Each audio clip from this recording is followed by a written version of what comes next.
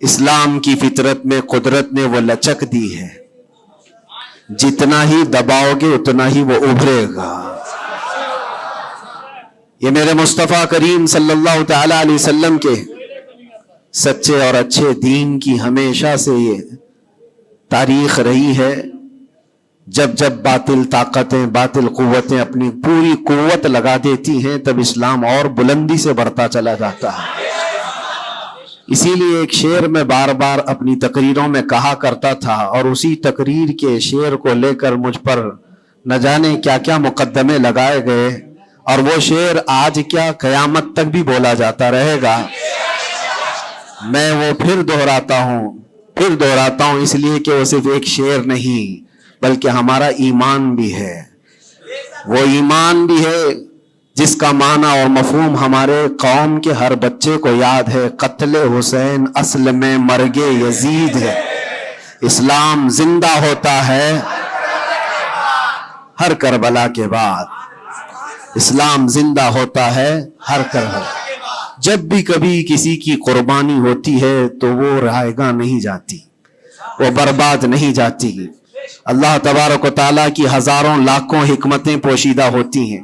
دنیا کو تو صرف اتنا نظر آتا ہے کہ امام حسین اور ان کے بچے میدان کربلا میں کاٹے گئے، مارے گئے، قتل کر دیے گئے، لیکن اس کے پیچھے کی حکمتیں یہ رب العالمین جانتا ہے۔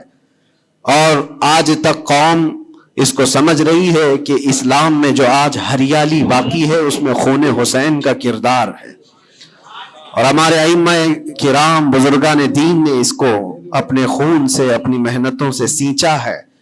لہٰذا میرے عزیزو، آپ سب کو بھی کبھی یہ نروس ہونے کی ضرورت نہیں۔ میں گرفتار ہوا بھی اور واپس اسی جگہ پہنچا جہاں سے ہم آپ کو خطاب کیا کرتے تھے۔ ہزار لوگ یہ سوچتے تھے کہ ممبر پر آپ دوبارہ نہیں کھڑے ہو سکتے۔ ہم نے ان سے یہی کہا تھا، میرا رب تبارک و تعالیٰ چاہے تو تمہاری گردن پہ بھی کھڑا کر دے گا، ممبر پر ہی نہیں، جہاں وہ رب تعالیٰ چاہے کھڑا کر دے۔ اور جب تک اس پروردگار عالم کو منظور نہ ہو، وہ اللہ تبارک و تعالیٰ ہمیں کنارے رکھتا ہے۔ یہ صحابہ اکرام، اولیاء کاملین سب کی تاریخ میں رہا ہے۔ آج بڑی خوشی ہے اس بات کی کہ ہم اسی مسجد میں واپس آپ کے ساتھ جمعہ ادا کر رہے ہیں۔ اس مسجد کی روحانیت اور اس کی نورانیت ہمیں واپس یہاں کھینچ لاتی ہے۔ کئی مہینوں کے سفر بھی ہوتے ہیں لیکن واپس اس مسجد میں آ جاتے ہیں۔ نہ جانے یہاں کے لوگوں کی دعائیں یا یہاں کا کیا تعلق ہے۔ عزیزان گرامی وقار، چند باتیں میں عرض یہ کرنا چاہوں گا کہ قوم کے اندر جو ایک نروس پن ہے، خوف ہے، جس کو دوسرے لفظوں میں اگر میں کہوں تو بزدلی ہے، کس وجہ سے قائم ہے، کس وجہ سے ہے؟ یہ ڈر اور خوف کا ماحول صرف اسی لیے ہے کہ ہر بندہ کمفرٹ زون میں جینا چاہتا ہے، آرام اور عیش کی زندگی میں جینا چاہتا ہے۔ ہر ایک نے اپنے اوپر دنیا اتنی لاد لی ہے، اپنے اوپر دنیا کو اتنا سوار کر لیا ہے کہ اس سے نکلنا اس کے لیے مشکل ہو جاتا ہے۔ اور اسی وجہ سے اللہ کے نبی صلی اللہ تعالی علیہ وسلم ارشاد فرماتے اپنے صحابہ کو بھی کہ جب تمہارے اندر بیل کی پونچھ پکڑ کر کے کھیتی باڑی کرنے کی عادت آ گئی اور تم گھوڑے کی پیٹھ چھوڑ چکے ہو تو سمجھ جانا کہ دوسری قومیں تم پر حکومت کرنے لگ جائیں گی۔ آج بیل کی پونچھ پکڑ کر کھیتی باڑی کرنے کا مطلب صرف یہ نہیں ہے کہ کسان بن جائے، سب کا حال یہ ہے کہ ہمیں دنیا جمع کرنا ہے، دنیا جمع کرنا ہے۔ اور اس دنیا جمع کرنے کے چکر میں اس کی پوری عمر ختم ہو جاتی ہے، لیکن وہ حسرت پوری نہیں ہوتی، وہ حسرت پوری نہیں ہو پاتی۔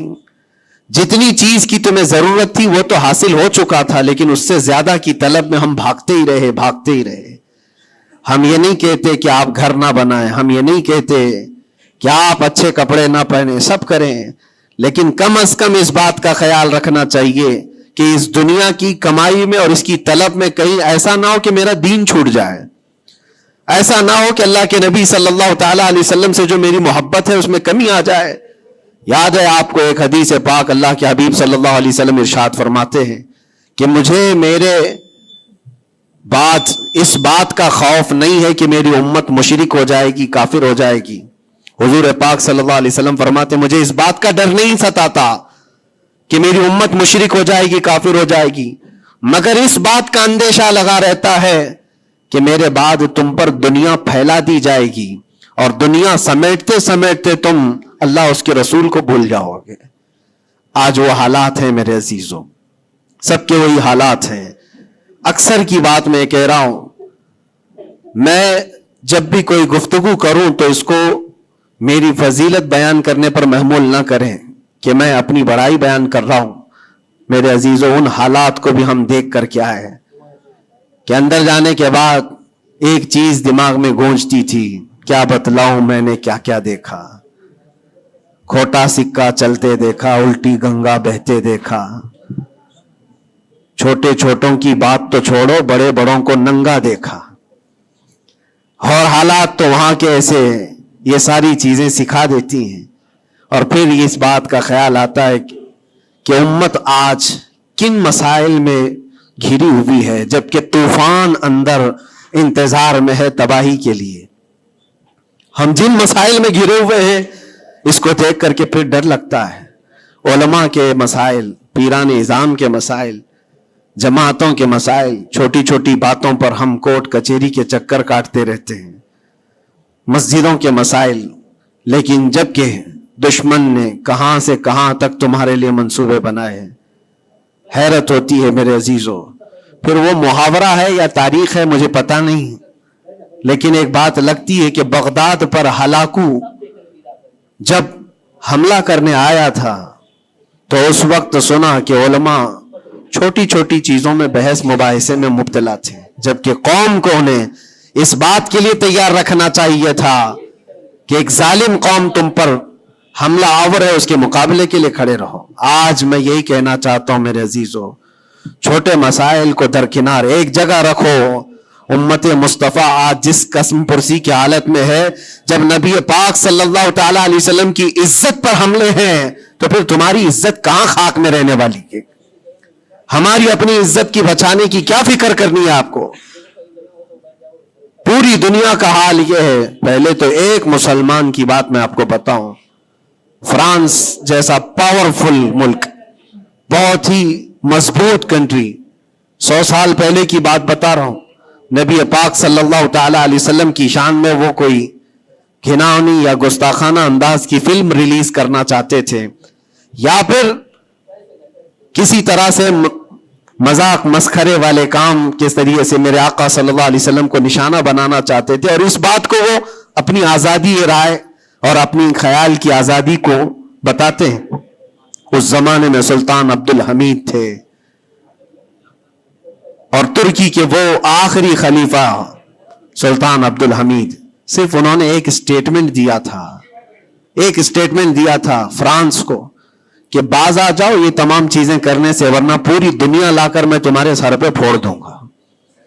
صرف اتنا جملہ تھا میرے عزیزوں۔ آج تک وہ نہ فلم ریلیز ہوئی اور نہ ہی فرانس اس چیز پر آیا۔ لیکن اب تو حالات بدل گئے، اب تو حالات ایسے بدلے کہ ہزاروں نہیں، لاکھوں نہیں، کروڑوں کی تعداد میں ہم موجود ہیں۔ اور پھر اسلامی ممالک کے نام پر پوری دنیا میں کتنے ملک ہیں؟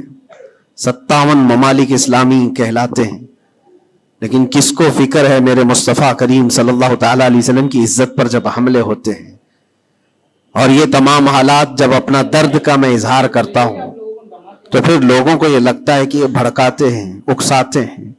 میرے عزیزوں، میں چاہتا ہوں کہ قوم اصل مسائل کو سمجھے،